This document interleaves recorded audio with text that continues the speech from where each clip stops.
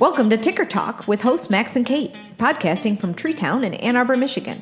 Ticker Talk shares the everyday success stories and science behind the heart rate-based functional aerobic fitness training practiced at CrossFit TreeTown.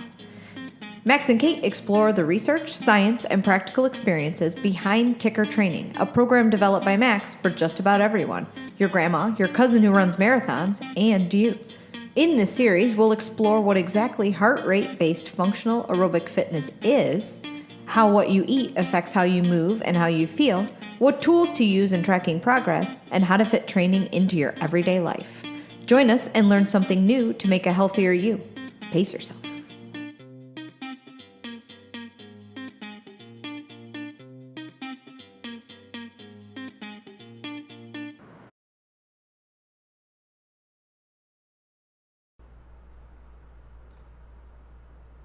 Action. Welcome to the Ticker Studio. We have a guest, Kate and Max here with Tolly Taylor. Welcome, Tolly. Yeah, thank you. Good. Thanks for having me. Thanks for being here. You have a name that I can actually pronounce. Really? I like that. Because a lot of people can't pronounce it. Tyler. People are like, hi, Tyler, is it? Like, helpfully correcting me. It's Tolly. It took me like 3 weeks. Yeah, that's fair. Right. That's great. Yeah, I spell it out. A loud bar, forget about it. You still become Tally. Yeah. In Michigan, it's always Tully. Tully. That's what it was. Yeah. You were Tully to me for a little while. Yeah. Sorry, Tolly. Sure, no, it's fine. Anyway, we have Tolly in studio today to talk about kind of your evolution of fitness, how you came to us, and I want to focus all of our talking on mindset. You came from CrossFit Boston. Awesome. Tell us a little bit how you trained when you were in Boston.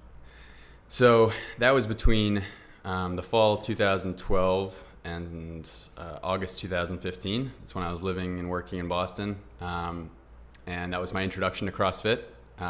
It was a great box for a lot of reasons. They really showed me how to warm up and how to train my muscles and, how to eat properly and all these sorts of different things. But especially towards that last year, 2014, 2015, I started getting more intense about, they started having this, what's it called? The hyperbaric testing, or the one where you submerge underwater to get your body fat. Yeah. They started having this guy come by in a truck with a whole unit, and sounds really sketchy. Just get in the truck, yeah. With all that water. Right, exactly. And just get in your bathing suit for me. And so we started monitoring that stuff, and simultaneously I started doing much more heavy lifting in addition to CrossFit. And then on purpose? On purpose, right. Okay. The goal being I'm going to build muscle while I lose fat. And a leaning and massing program all at once. All at once. Got it. Really ambitious. And I was coming in 5 or 6 days a week, and I was eating a ton, and it worked. I mean, it worked in terms of numbers. Sure.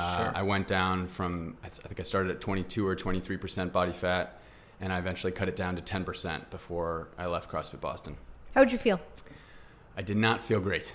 That was the main thing. Is you were doing traditional high intensity CrossFit day in, day out.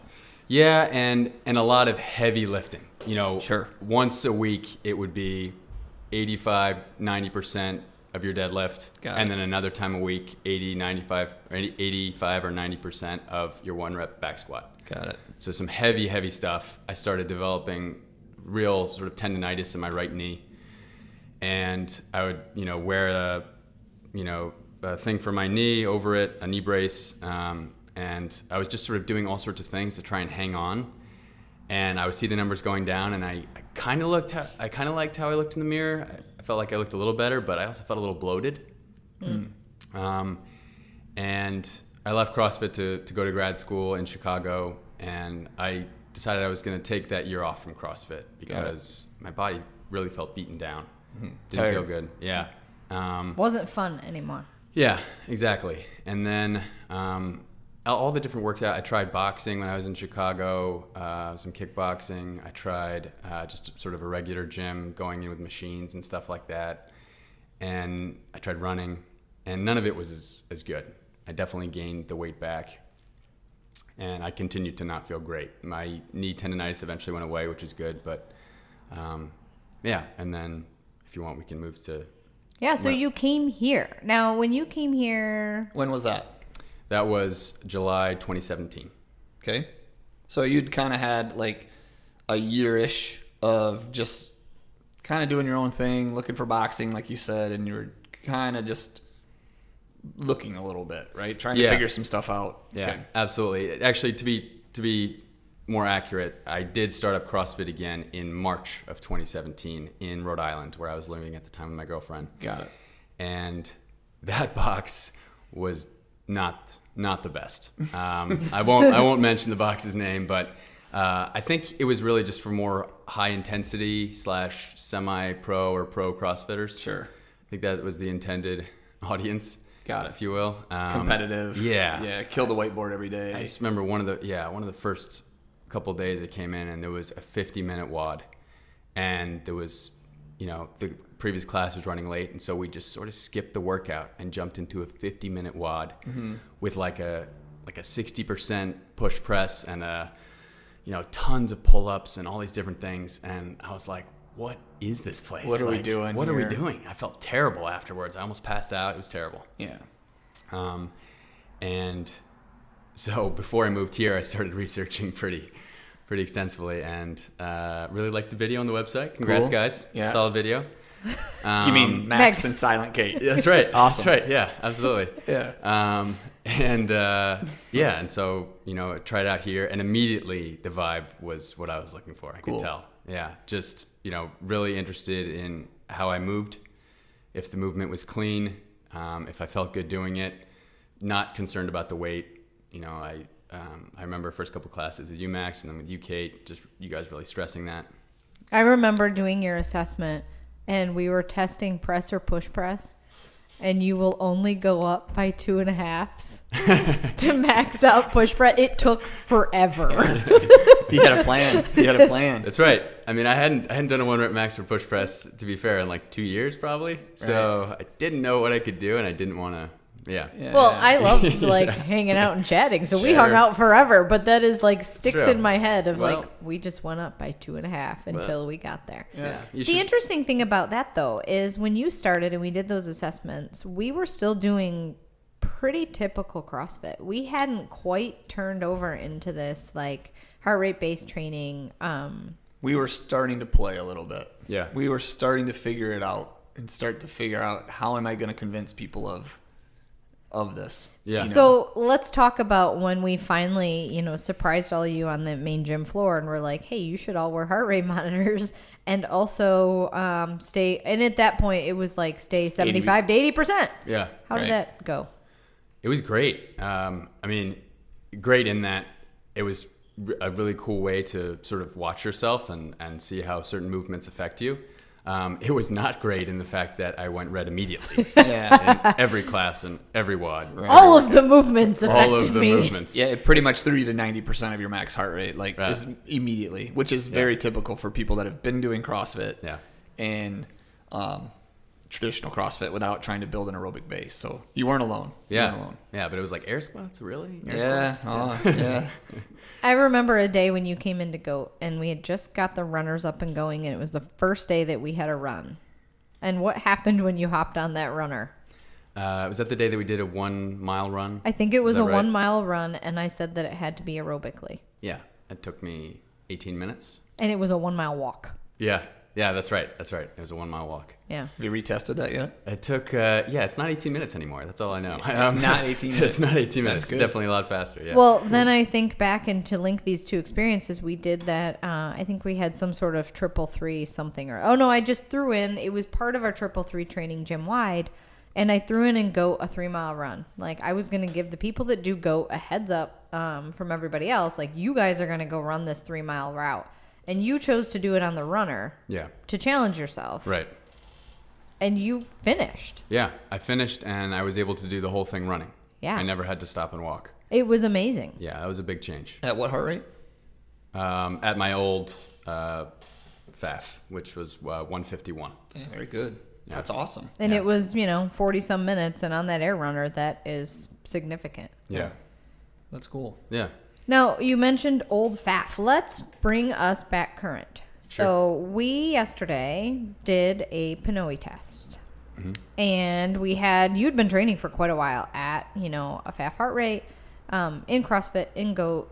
And then we threw that mask on, and what did we find?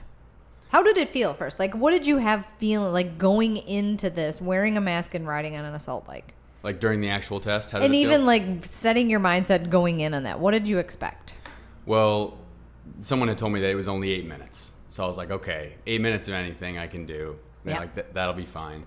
That mask looks very uncomfortable. I have a big head. I hope it fits. Most of my thoughts were, just, make sure I get my bike up to the right number of cycles. And just zone out, try and zone out and listen to the music in the background. Cool. So did you think that you were going to, what we talk about all the time is being a fat burner versus being a sugar burner and keeping your heart rate under control. Did you expect it to be, it was a great test. Did you expect it to be like it was? No, probably not as good as that. I had heard, I think the only person I'd really talked to about it was Jonathan. Mm-hmm. And Jonathan had told me that, whatever his FAF used to be, he was now had to train at like 120 or 125. Right. And it was like a big drop from what he was used to. Right. So I was like, okay, well, I'll probably have a big drop too then. And mine was 151. I expected, something in the low 130s maybe, something like that. It's a funny thing because so often you come into any workout and Claire is great at encouraging you with that mindset. You won't, PR. When I was whining on Friday and I was like, I'm not going to PR. And she's like, not with that attitude. Yeah. That's a test you can't. I go in there like, I'm going to burn fat the whole time. Right. Yeah. Right. Right. Exactly. Turns out you can't mind over matter that. Yeah. Yeah. But you can see here on this test, Tolly, like you utilize almost only fat all the way up to 134 beats. Yeah. And you are still utilizing a fair bit of fat all the way till you get to about 156, 157 before you have a significant drop. Mm-hmm. You can also see, though, at that same time, though, you're getting a significant increase in sugar utilization or carbohydrate. Yeah. Mm-hmm. So your crossover point here comes at about 160 beats, which is pretty respectable for the kind of training you've been doing. It'll be interesting now that you've got a true MAF heart rate to utilize, which we gave him what? 144. 144 to 155 essentially, right, to train at a zone, which will be like right in this range right here. And I predict that through, a couple months of training like this, we'll push this crossover point here off. And then if we talked about adding a little bit of fat to your diet, adding a little protein, right? Absolutely. So the spot here where you see 4 kilocalories of fat per minute, I predict this will be closer to 7 or 8. So your crossover is going to get pushed off into this range here, which I predict you'll see more like 175 beats is my guess. Cool. So with a couple things that you've with your dedication to training, because you can see here, this is a workout that we did August 30th. Yeah, August 30th. That was our MAP 10 workout. MAP 10 workout. We had peaked. Yeah, we had. And you can see here, like you were training mostly between 135 to 150. So in this workout, you spent a fair bit of time well below your MAF. Yeah. Do you get that? Because you were trying to keep your ceiling on your pull-ups and your handstand push-ups and everything that we had in here below your MAF. Yep. So it'll be interesting to see if you were to redo this workout and you allowed yourself to sit closer to 145 to 155 as your average. Sure. And you can imagine like how much more training at your MAF you can get in that session then, right? So right here, you might have only spent out of the 50 minutes that this took, you might have only spent, 8 to 10 minutes actually at your MAF. Right.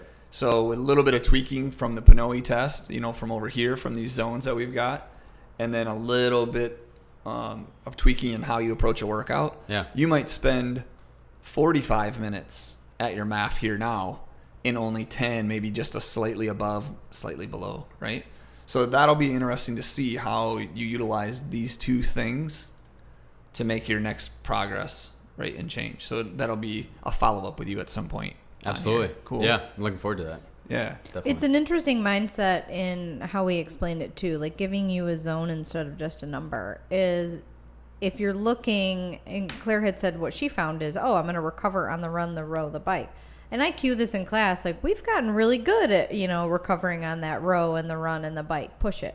Mm-hmm. How far do you have to recover now? Because suddenly it's work. Right. And much like the runner, I would rather walk on the runner too. But now we figured out that you can easily run 3 miles running the entire time on that runner aerobically. Yep. So you have no excuse not to now run. And you can take that as a metaphor, like you have no excuse now not to run through all of these workouts. Yeah.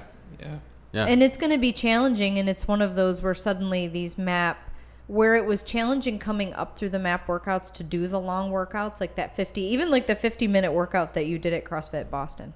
Think about attacking that. Yeah. Having that where coming up, it was really hard to fight through those. Well, now going back down, your fight, I would think, would be to run through that instead. Yeah. Definitely. And I wouldn't be going into the red. And no, you're right. Yeah. Do you see much red anymore? Are you finding it easier to stay below this 160 beats? No, I think, was it with you I talked about this, Max? Like how we have these like mini plateaus within our heart rate cycle. I don't know what that's about, but for me, it's, I think I'm not exactly sure where I go red. I think it's in like the 170s. Yeah.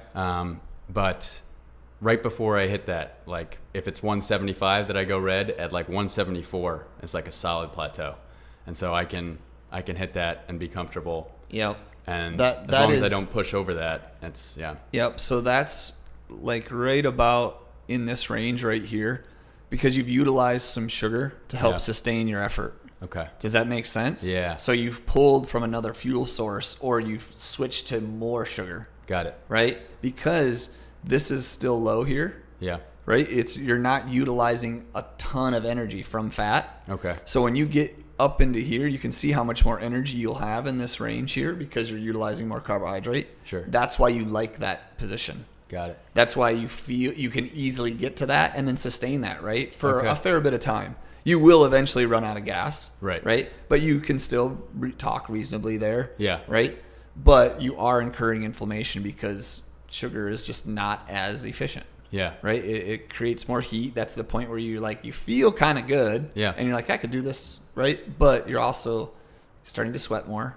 Yep. Right? You're breaking yourself down more. Mm-hmm. You're opening up more opportunity for potential injury. Yep. And you're no longer training your aerobic system. Okay. It might feel good, like you feel like you have good output, but when you start getting in, and once you go over this crossover here, this point, you're now kind of a little bit in just testing phase.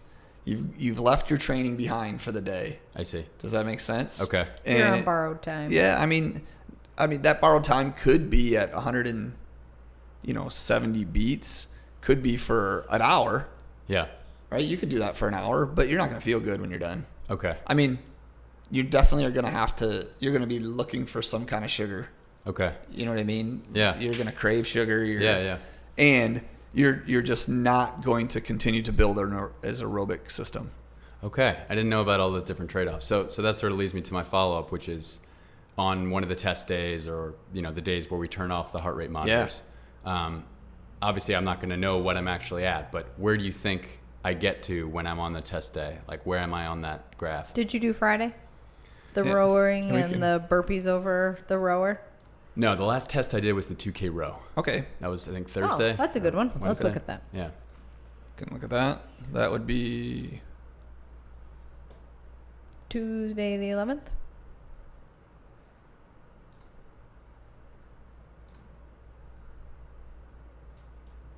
No.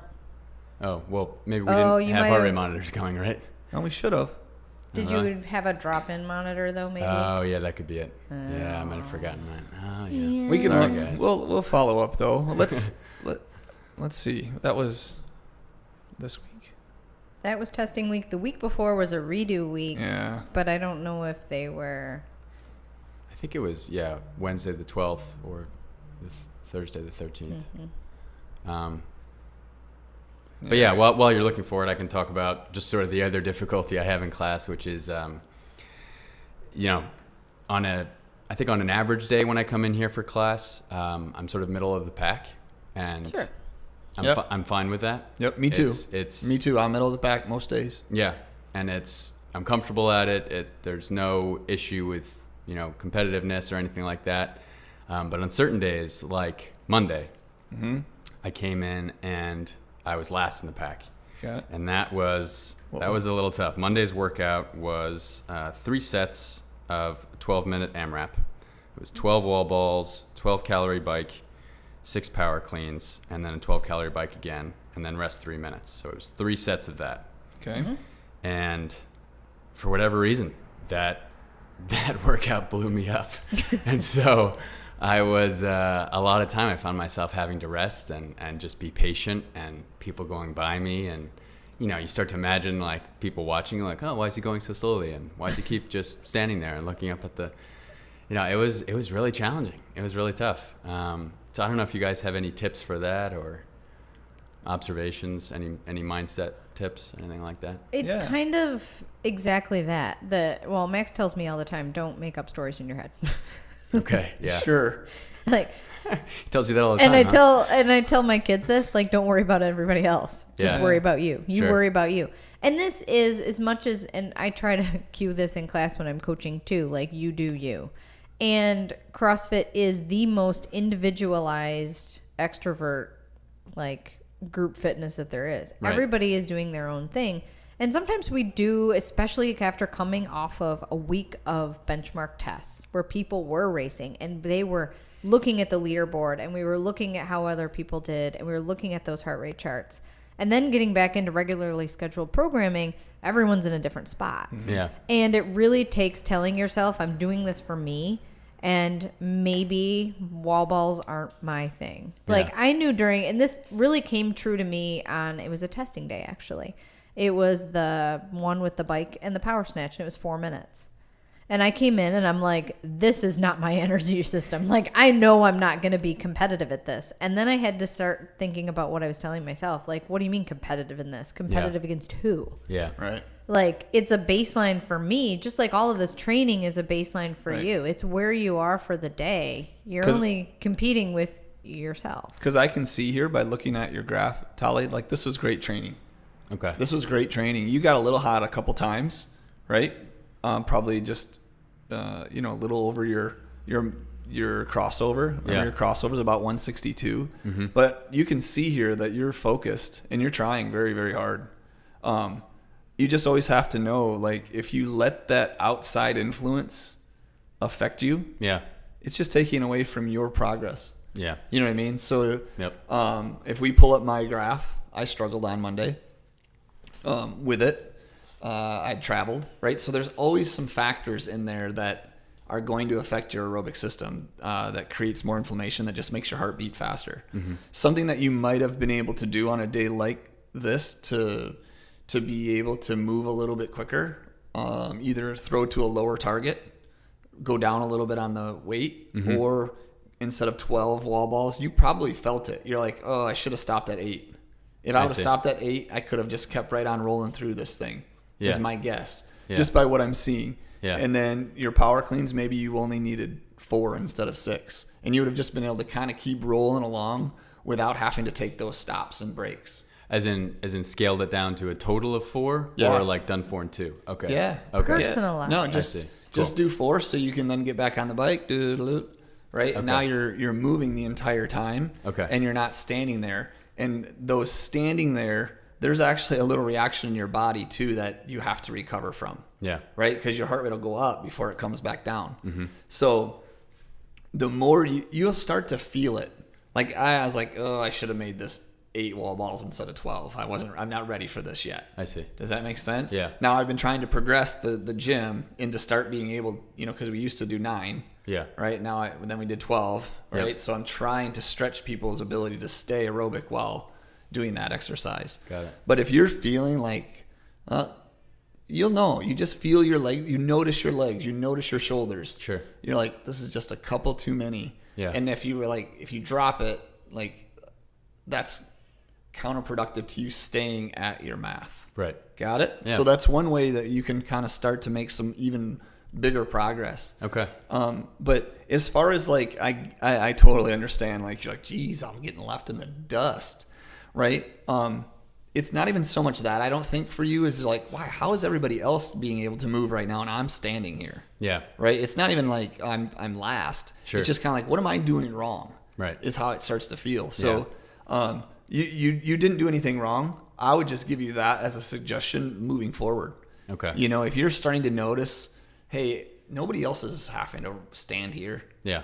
You just maybe have to scale the reps a little bit. Ask your coach. Your coaches should be able to help you with this as well. And Sure. the coach may have already scaled everybody else. Yeah. Like I have a Right. couple athletes at Noon that I know are really working hard for this heart rate thing.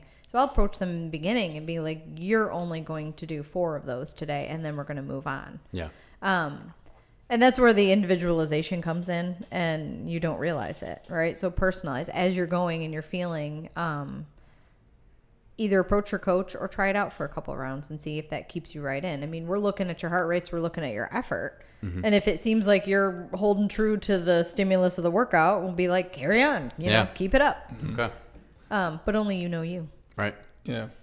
But I like you even though it's bothersome to you, you're setting it aside well. Okay. I can see it. Yeah. I can see that you're just like, it is what it is. Yeah. You know what I mean? That's a great mindset to have, because it's not always going to be that way, Tolly. Right. Like, if you continue to push through this, depending on your background and what you've done in the past, the people that are really aerobic have probably run slow or done a lot of other training slow, and they didn't realize they were doing it, or their essence is just super, super aerobic. Do you know what I mean? Yeah. But there's also just going to be bad days. Yeah. I didn't sleep well. Yep. I ate like crap last night. Yep. I'm stressed out because of whatever reason. Yeah. And those all have an effect. It's all the more important reason to try to abide by these zones that we give you, because that's just less strain and stress we're creating that you don't need. Yeah. Right? Because as soon as you start going, like just a couple times here, I see 167, 168, you've just started to cross over and you're no longer training. You're now starting to compete with yourself a little bit, and you're not doing yourself as much positive as you could. Sure. So when you train now, like, I mean, I know we've given you zones of 145 to 155, but as long as you keep yourself below 160, you're doing some pretty good training. Okay. Like, you know, you might see, oh, I'm sneaking up there a little bit, but you stay below that, you're doing a good job. You're building aerobic system. You're increasing your ability to utilize fat still. Okay. It's just when you start crossing over here, like, Yeah, you can see on the chart, for those in actual internet YouTube land versus radio land, you can see on that chart right there where it drops off dramatically after 160 and after that crossover. Yep. And that's just where you tap into your sugar reserves and go. Yeah. I don't have that. It just depends on like how you've trained. So your like evolution of how you've trained, you came from a CrossFit gym that went hard and fast. Yep. So your body's like, oh, sweet, we're I know how back to to do this. that. Got Yeah. it. I know I do that. Yeah. Yeah. Okay. And cool. that's why this, mindset of, and you've fully embraced this training, it's just going to, be different. Sure. Yeah, I mean, we could show you some people that are just starting, and probably how you were when you started. Mm-hmm. And this thing is all flat.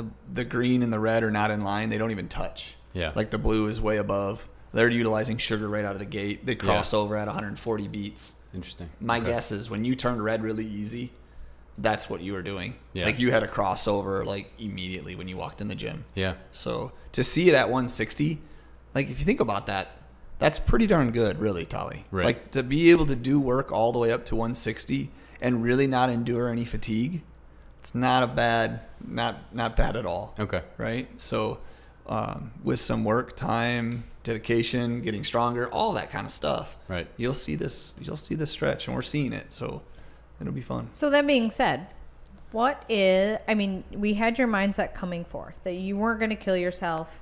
Yeah, you kind of came to the gym with that. Right. That Didn't you? Yeah. Yeah, You were you'd kind of like, experienced No. this a couple times over, and Yeah. you wanted, self-directed fitness in the Globo gym wasn't it either, that you wanted the structure and the community of CrossFit. Yep. Which now you've been here a while and you've kind of settled into this.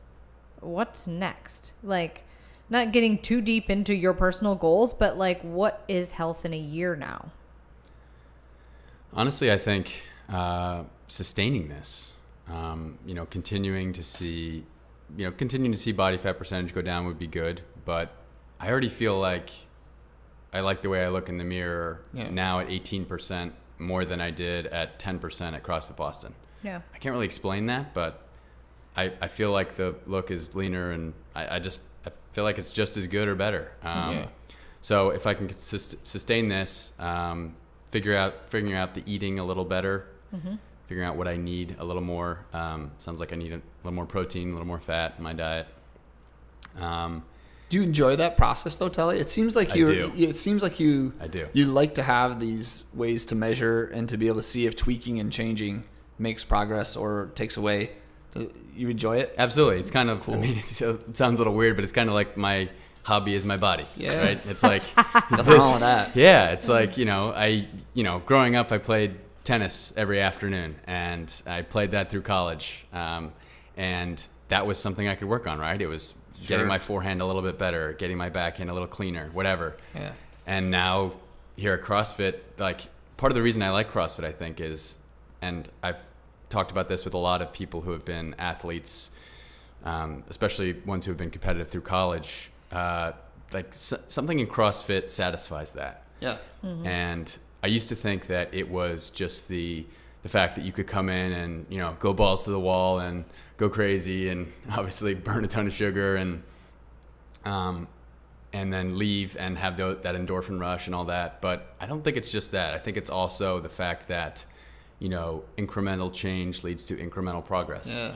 And that's pretty satisfying to see. Commitment to that is rewarding and enduring that, you know what I mean? And challenging yourself and just showing up. Yeah, absolutely. Right? Well, it feeds into something that we say all the time, that training is not testing, is not competing. And we see pro and amateur and collegiate athletes while they are competing. And we don't think about all of the training that they do. So, if you played a sport growing up, obviously it was fun to go and compete, but also it was the training. And I think that is one reason that CrossFit appeals to any ex-athlete. Yeah. That you still get to do all that training, but you also do get the opportunities every so often to compete or test and see if you're getting better. Yep. Because you understand that training makes you incrementally better. Yeah, that's a great point. I kind of had a question for you, Tully, just regarding, what does health mean to you? And has that changed since being here? What does being fit mean to you? Are those two things the same, or what's kind of been your evolution with that, or has there been any? Yeah, there definitely has been. So at CrossFit Boston, I think because we didn't have any way to monitor what was happening like this, like we didn't have the heart rate monitors, we didn't have, I used to think that, because I was coming in and lifting 5 or 6 days a week and my body fat percentage was going down, and in some ways I felt better, because I saw those numbers move the way that I wanted them to. I was like, okay, fitness is coming in, being exhausted by the end of class, right, having a massive headache, and that's what it is, and then you get over it, and then you eat some food and you feel better. Yeah, no pain, no gain. Yeah, right. I put myself through torture. Exactly. I've earned some fitness. Yeah. Right. Right. Exactly. You've earned that. Right. Yeah. That's the reward. And now through being here, it's more like come in, work out, definitely sweat and work pretty hard, but still be able to go out and play a game of pickup football. Or go for a run with my fiance, or whatever it is. Just throw a frisbee, go swimming. You're not wrecked. You're not wrecked on a daily basis. Yeah, I mean, you told me that example, Max. I think you talked about how you were training so hard. Was it for the CrossFit Games? Yeah, for the Open. Yeah, and then you tried going on a walk with your wife, and then you were too sore. That used to happen to me all the time. I was too fit to be out walking, man. That's right. That's too what fit. I told her. I was way too fit to be out here walking, baby. Yeah, and at CrossFit Boston, I was too fit to play tennis because my knee was hurting from lifting. Yeah, that's exactly right. Yeah, that's when I started to kind of have change in my mission and started to learn about and understand what I really wanted out of coaching and creating health was, you start reducing people's inflammation and their stiffness and soreness. Because if you think about it, your bum knee, that was, that was an injury. Yeah. It was keeping you from doing what you wanted potentially, Yep. right? Mm-hmm. And like, you're not coming here for that. Yeah. That's the opposite. You're coming to a gym for longevity and health. Yep. and vitality. Mm-hmm. At least that's what we're doing here at TreeTown and through our ticker training, right? Yeah.